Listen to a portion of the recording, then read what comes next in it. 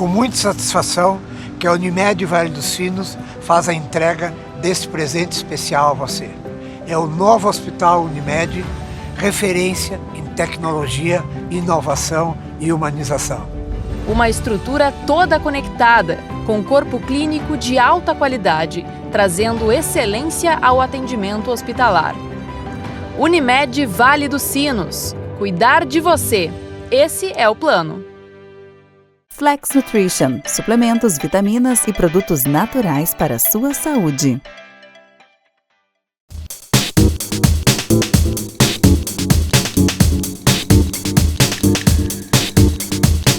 Boa noite, telespectadores. Estamos de volta em mais uma semana com o nosso Viver Bem em Cristo, dando continuidade a essa programação que semanalmente trazemos aqui, conversando com o ministro do Evangelho, Sérgio Alves, que nos fala sobre a nossa vida e espelhado aqui na Palavra de Deus que nos criou e de como nós a vivemos de fato.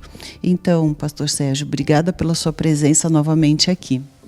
Eu agradeço aí a Deus e a oportunidade de hoje falar novamente sobre a Bíblia, sobre a Palavra de Deus. E pelo que me consta, assim, vamos continuar os assuntos dos últimos 2 programas que tivemos, né? É um assunto que é de grande interesse do público. Eu sempre notei isso nessa minha experiência, né?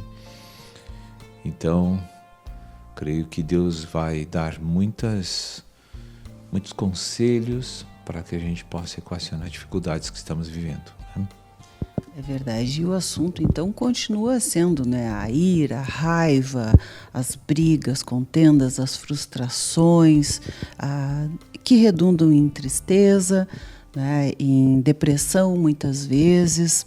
E essa questão da ira, da raiva, ontem, assistindo ainda a sua ministração, né, no culto mundial, o senhor falou sobre se alguém chega com raiva, com ira, despejando uma porção de coisas sobre a gente, né, se a gente não receber aquilo, aquilo não é nosso.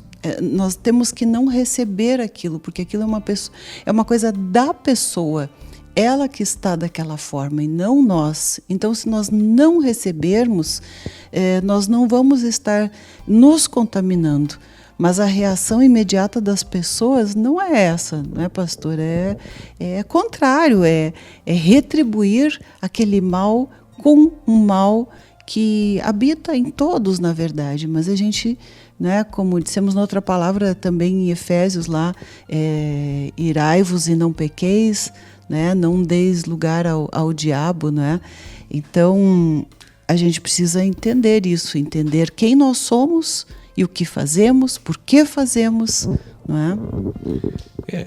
Quem nos dá esses conselhos é quem sabe tudo, pode tudo, dono de tudo, produziu tudo, criou tudo, que é Deus. Então, se Deus hoje... Estou cheio de problemas, cheguei na presença de Deus, o que eu tenho que fazer? Eu tenho que saber qual é a vontade de Deus, qual é os preceitos de Deus, porque eu quero me adequar e quero me ajustar, quero me recompor, quero me arrepender de tudo aquilo que não estava vivendo segundo os padrões que são devidos a mim, que eu devo para Deus, né? Porque eu tenho um débito com Deus e não estar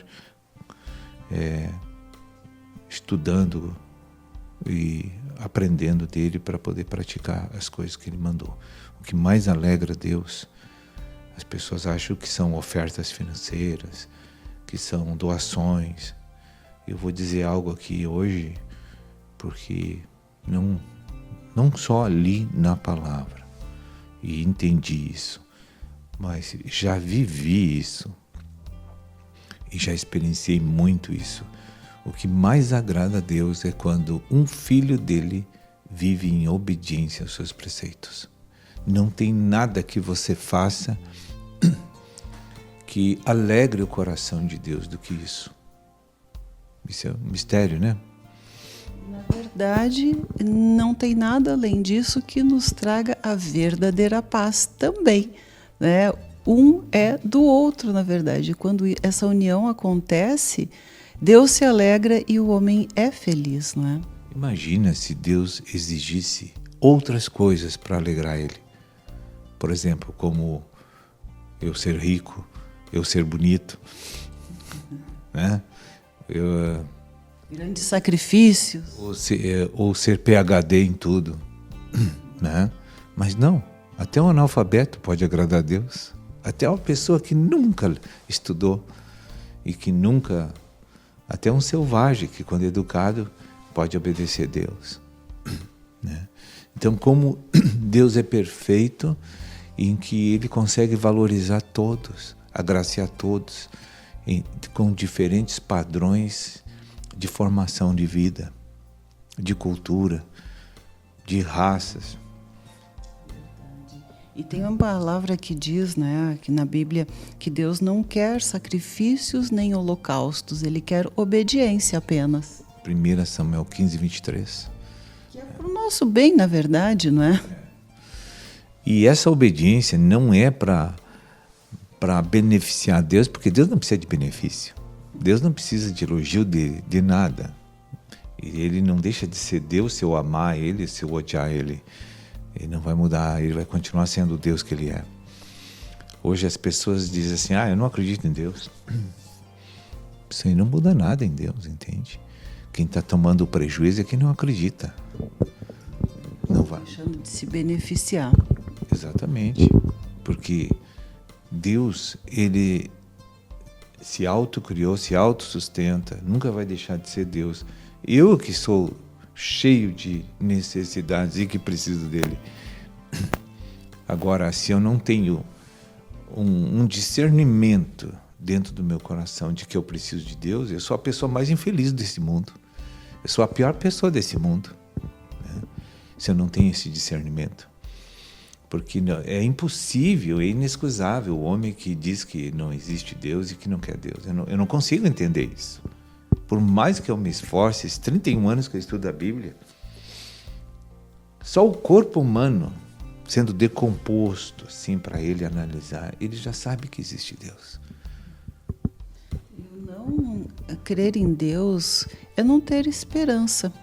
Ou ter esperança, como o senhor disse, em coisas frustras, que não duram, que não são permanentes. Então, realmente, nós somos os únicos prejudicados quando não nos beneficiamos desse ser, né, que nos criou, que sabe tudo, que pode tudo, sim, né, mediante a nossa fé, que eu considero essa conexão com Ele, né? E uma pessoa que quando diz que não crê em Deus e não quer saber de Deus, é uma pessoa muito doente por dentro, muito revoltada. Tem muita ira reprimida, muito ódio, tem muita inconformidade consigo e com o mundo, sabe? Com tudo que ele vê na frente dele. É uma pessoa assim que se absolutizou a ser Deus, entende? Lá dentro a intenção dele é essa. Todas as pessoas que me dizem, não quero saber de Deus.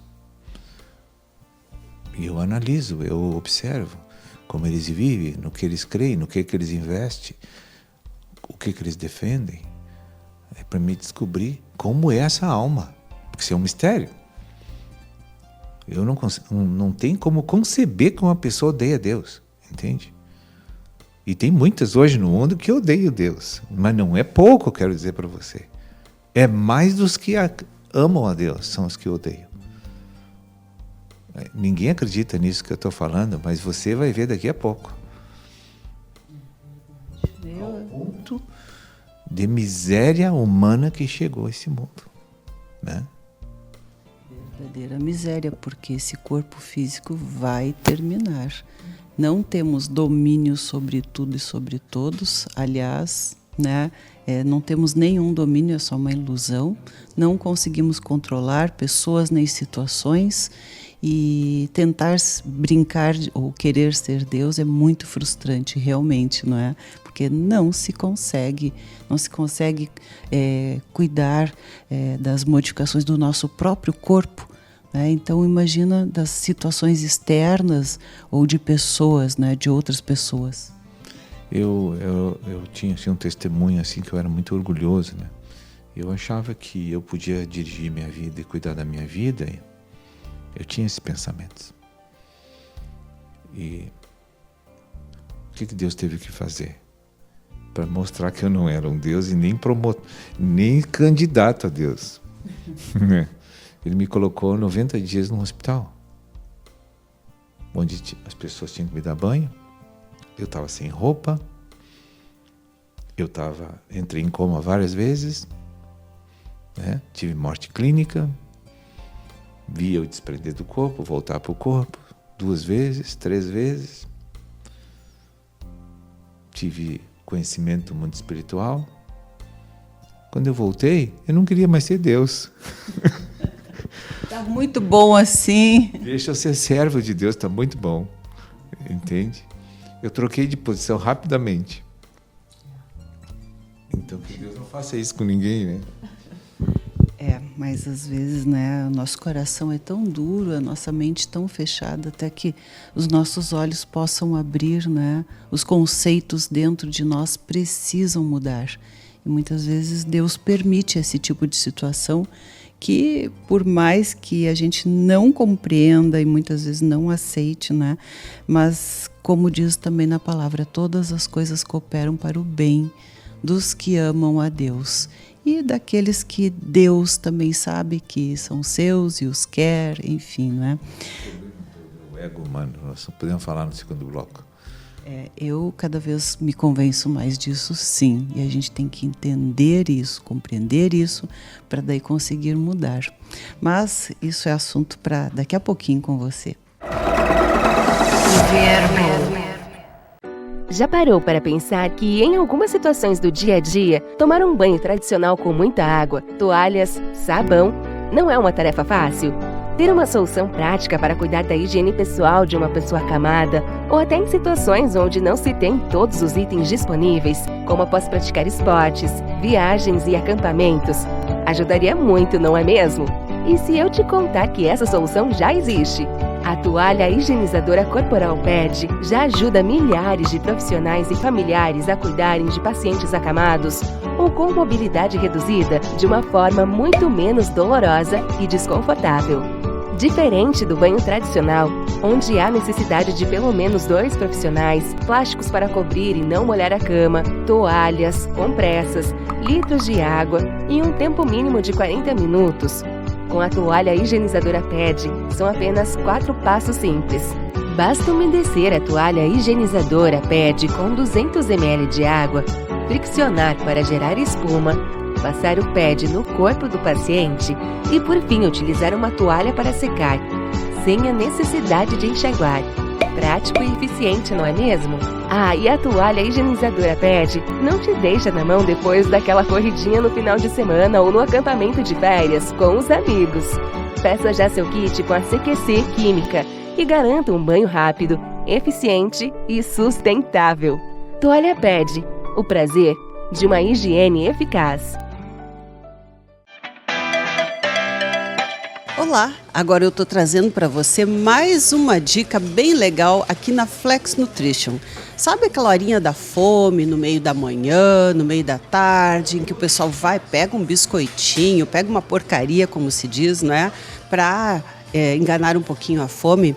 Pois é, gente, vamos deixar as porcarias de lado e vamos vir aqui na Flex Nutrition buscar frutas desidratadas. Olha, a gente tem de pitaia, abacaxi, pêssego, pera, goiaba, cereja e muitas outras. Uma delícia, gente, para comer sem culpa, assim, deixa dentro do carro ou ali no cantinho, no seu escritório, na gavetinha, né? Você vai lá e come uma fruta desidratada, que é mais prático.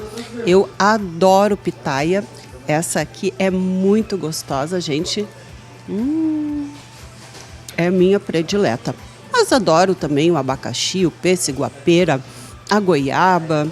Então, vem para cá para Flex Nutrition buscar o seu lanchinho, deixa do ladinho e pare de comer essas porcarias aí, né? Todos os dias, que além de tudo, são calorias vazias. Você aumenta de peso e não traz nenhum benefício para a saúde.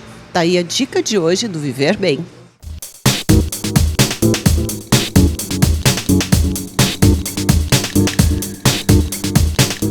estamos de volta com o nosso Viver Bem em Cristo. E já há 2 programas atrás e hoje ainda, né, estamos chegando realmente a essa conclusão, né, que o nosso ego é a origem de todos os problemas. E é verdade, não é? A gente vai descortinando isso e a gente tem que estar com os olhos abertos para isso.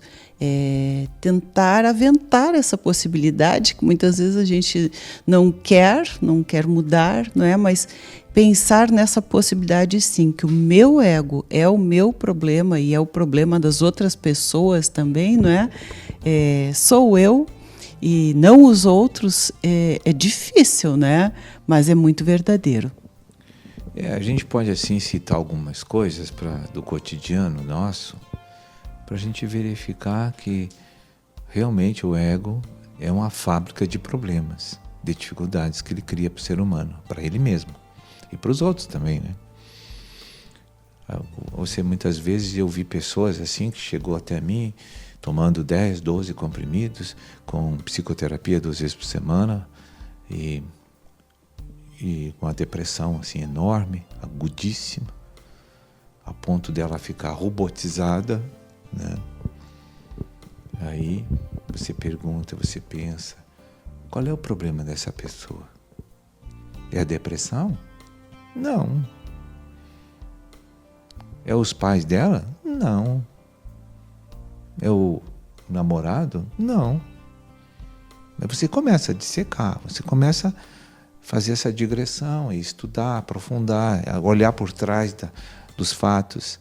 O que está originando, o que está produzindo aquilo? É o ego humano. Aí você entra outra pessoa com a síndrome do pânico. Não sai do quarto para ir no banheiro porque eu posso morrer. Tem crises assim que duram em torno de 15 a 20 minutos, sensação de morte, de pavor. Tratei com muitas pessoas, ajudando pessoas a se libertar disso. Aí eu olhava aquela pessoa, uma escrava, uma jovem de, às vezes, 15, 18 anos, só dentro de um quarto, 6, 8 meses já. Não sai nem para ir no banheiro, tem medo de morrer. Não sai de casa porque tem medo de morrer. Não tem emprego, não estuda mais porque tem medo de morrer. Qual é o problema dessa pessoa? É a síndrome do pânico? É o medo? Não, é o ego. Como compreender isso, pastor? E a parte financeira também. Coloca um problema financeiro. O problema é as finanças, é falta de dinheiro? Não, é o ego. Tudo é o ego. Doenças, enfermidades. Qual é o problema? Somatização, né? Exatamente. Então, se você vai analisando a palavra de Deus, Deus vai te conduzindo a entender essas coisas. Que um problema é uma natureza que está na pessoa, que formou um quadro volitivo, quadro de convicções, de pensamentos, de códigos, de preceitos que estão lá dentro, que dirige essa vida. Muitas vezes não é aquele que a pessoa gostaria ou quer. Exatamente, mas foi influenciada, enganada e ludibriada para ser daquele jeito. Então, se eu tenho vontade de ter alguma coisa e não tenho, aí eu me revolto, entra a ira. Eu vejo o outro que tem e eu não tenho, mas eu quero que ele tenha, então estou revoltado. Eu quero ser engenheiro, mas eu sou gari. Aí o gari, não, mas eu quero ser engenheiro. Então ele se revolta na vida, ele é contra tudo e todos. E briga em casa e briga com todo mundo que aparece na frente dele, porque ele quer ser um engenheiro. E ele está ali como gari, não gosta daquilo. Então, toda a origem é psicológica, o nosso problema. No entanto, todas as pessoas são necessárias, né, para alguém, para alguma coisa, para todas as profissões, né? Todas as pessoas são necessárias uns para os outros. E aceitar o lugar que Deus colocou aquela pessoa, que também não quer dizer que ela tenha que ficar naquele lugar, né? Ela tem outros dons que podem ser desenvolvidos, pode ser conquistado, né? E deve ser buscado. Acho que a gente tem que buscar aquilo que realmente... Para que Deus me fez? É aqui o meu lugar? Existem esses conflitos muitas vezes, não é? O nosso valor para Deus não está atrelado ao que eu faço. Não. Nem o que eu tenho também. Está atrelado à minha fidelidade a Ele. Então, eu posso ser um gari muito feliz e cheio do Espírito Santo. Porque a sociedade precisa deles. Então não existe isso também de pensar, eu tenho que ser tal coisa, né? A pessoa, como o senhor disse, independente do que tu fores, né?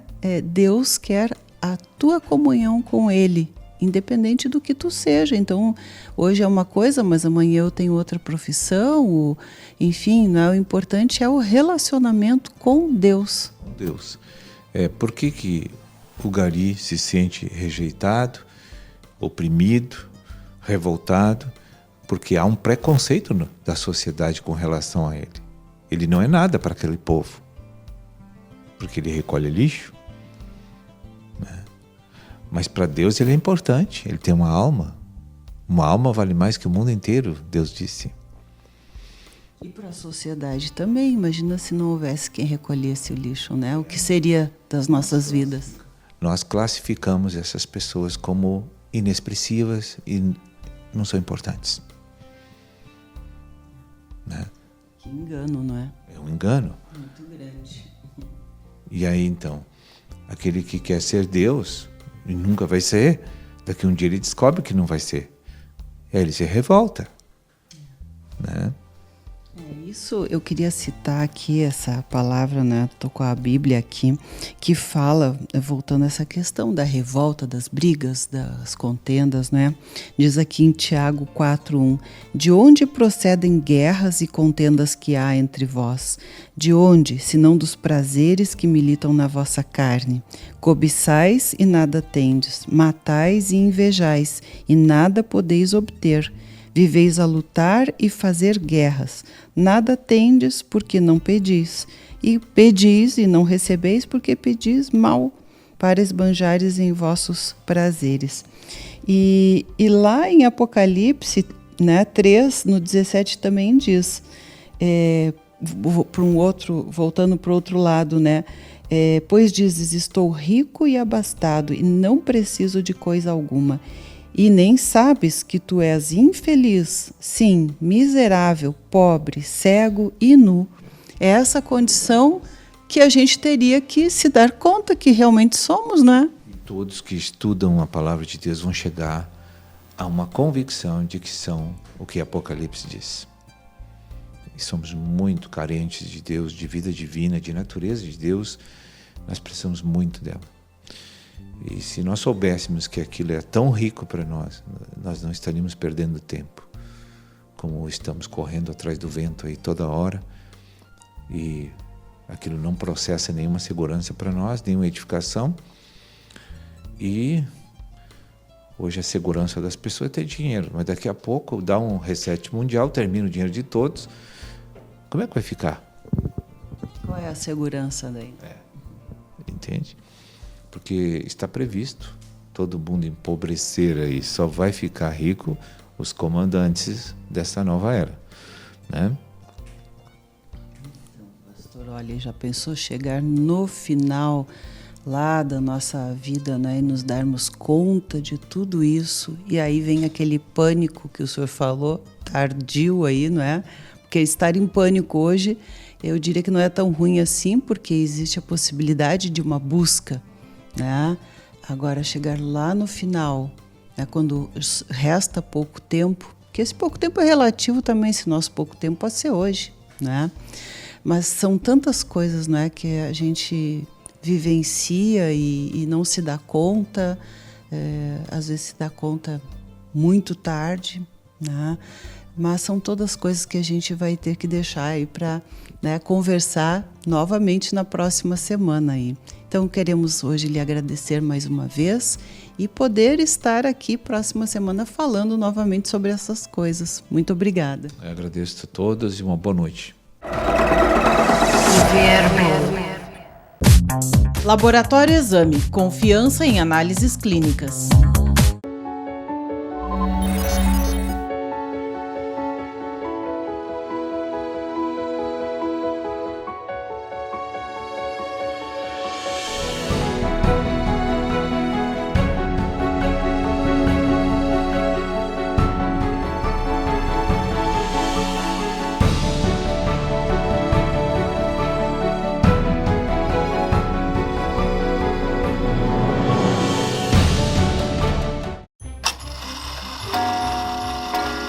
Chegou a hora da diversão!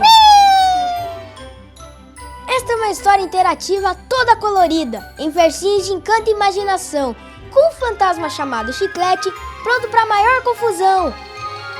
Prepare-se para muitas surpresas e uma aventura bem divertida, para crianças de todas as idades e também para gente crescida. O Fantasma do Relógio, uma incrível aventura literária onde você escolhe o que vai acontecer.